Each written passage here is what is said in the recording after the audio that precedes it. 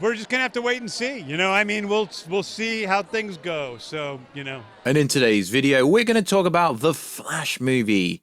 And now we're in May. It's next month, so it's actually coming out very soon. But it appears that Warner Bros. Discovery actually fears the Flash movie is going to flop. Hold on, let me break it down before you all say I'm wrong. And I want this movie to do well. I'm not one of these DC haters. I actually like Guardians of the Galaxy Volume 3. Why am I saying that? Because people seem to think I've got this thing against James Gunn, even though I pretty much like all his work except for Guardians 2. So if you are new around, make sure to subscribe to never miss any of the Marvel, DC, Kaiju, Monsterverse, pop culture based content that we try to cover on a daily basis. Now, if you are new around here, make sure to subscribe to never miss any of the content. Check us out on Instagram at Wish to see the beautiful face behind the beautiful voice. Check us out on Twitter at Wish to do. Right, let's get into this video. So, literally, the Flash marketing team is actually marketing, which I find strange because they didn't market Black Adam. Well, okay, The Rock did all the marketing for Black Adam, and we know how that went. They didn't do any marketing for Shazam 2, and allegedly this movie cost $220 million, excluding marketing. I'm inclined to believe it's way higher than that, probably more like 250, 260, but I'm not hating, I'm just being critical of my thought process here.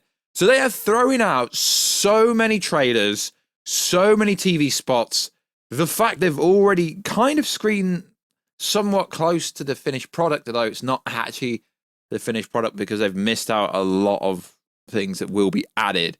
It makes me think that Warner Bros. Discovery are actually scared about this movie not breaking $1 billion because to bring Tom Cruise into the marketing, to get Tom Cruise to say or allegedly tell some random news website, yeah, I watched the movie. A rep from Warner Bros. Came around and watched it with me. It's very good.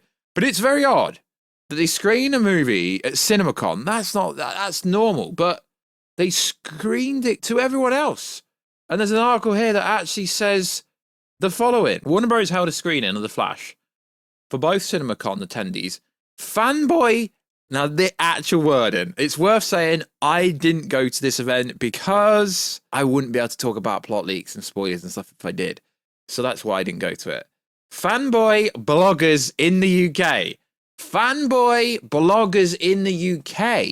It's almost to me like they've screened this movie to people who they know will say it's the greatest thing in the world. And if you've been following the channel for a long time, you would know I'm a huge Flash fan. I still watch the Flash TV show. Season 9's absolutely fire. Careful for spoilers. They did the thing. They did the thing. Barry finally went back to the day when his mother died. They did the thing, and it looks like they're going to be doing the Cobalt Blue storyline. But what's interesting is this article here makes it clear they've screened it to people who are fanboys, not like the audience, not like the journalists or anything, because it's got to a point now where I honestly believe, I mean, I go to like press screeners and red carpets and VIP events and all that kind of stuff, but my opinion is always the same. I'm not getting finessed by anyone. No one's finessing me with free stuff. Even if you give me free stuff, if I hate your movie, I respectfully will say that. I won't come out and trash it. I will respectfully hate it. But it's almost to me like they've let people watch it that are going to give it like crazy reactions, and then you're seeing these reactions that came out around the end of April now being put in trailers like it's the greatest movie ever. But the thing is, you've not actually watched the movie yet because it's not the final cut of the movie. They made that clear. Andy Muschietti made it clear this is not the final cut of the movie. So to me, it's almost like they're handling so much pressure on this movie doing well. I don't believe The Flash is make or break, because it's not even a DCEU movie. I mean, cool, the ending does technically set up the new Batman without actually revealing the face, and if they do tie that into Batman Brave and the Bold, cool, that will be awesome. But we know the original ending was going to set up Ben Affleck for a Crisis on Infinite Earth storyline later down the road. The movie's been online for a year. Pretty much it hasn't changed much. Even the final cut will just show you slightly different scenes, slightly better CGI, slightly different cameos, and Grant Gustin's in this movie. Stop saying they've cut him. As far as I know, they filmed Grant Gustin and they weren't going to put it in to the screeners that they show, because they basically test screened this at CinemaCon and at people that got to watch it. It was a test screening because it's not the final version. Like I said, the director said that they're just wanting general reaction to get it out there. So these UK, I mean, I'm not actually saying it, it literally says it here.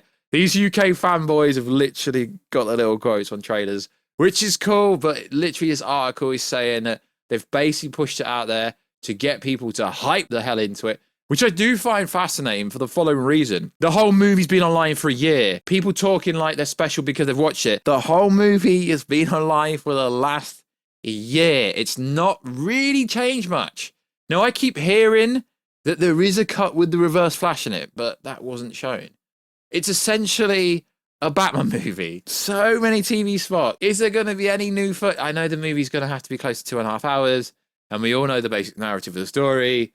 Barry Allen has to come to the same point that Grant Gustin's just come into in the Flash TV show, although it's taken 9 seasons, where he's realised the fixed point in the timeline is Barry Allen's mother, aka Nora Allen, has to die. But they're dropping all these new banners, these new merchants. Everyone's going, that's marketing.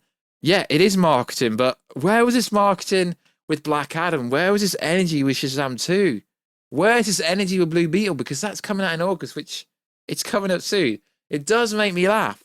And then, I mean, I'm really looking forward to this movie. I know a lot of people think I hate stuff that's not Snyderverse based, which realistically doesn't make any sense because this channel was never built around that. In fact, if you really look like closely on the channel, I've done more Marvel content than I had of anything else, realistically speaking.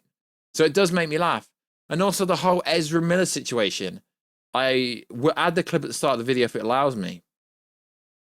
But James Gunn didn't deny he's back, or he just said, well, we'll have to see what happens. And Andy Muschietti recently said, Ezra is well now.